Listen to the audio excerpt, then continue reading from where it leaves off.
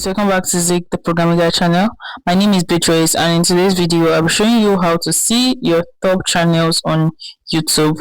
So we just came to the end of the year, right? And everybody would love to see the top channel they watch throughout the year.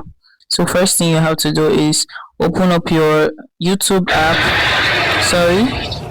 just like this, and click on new. Once you click on new, you can see your 2025 recap is here.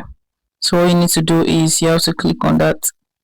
So once you click on that, it's going to start, and all you need to click 1, 2, 3 times, and you are going to see the channels you watched and the top channels you watched. You can see them right here.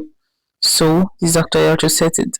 But before you check it, the first step you actually have to take, in case if you are not actually seeing yours on your YouTube, go to your Play Store or Apple Store, open that up and click on search below your screen and type YouTube. So once you search for YouTube, you make sure your YouTube is up to date. You're going to see right here, not there, see right here, you're going to see updates. So if you can't find updates, meaning your YouTube app is up to date and it's not your fault, it's going to be rolled out to your region soon, right?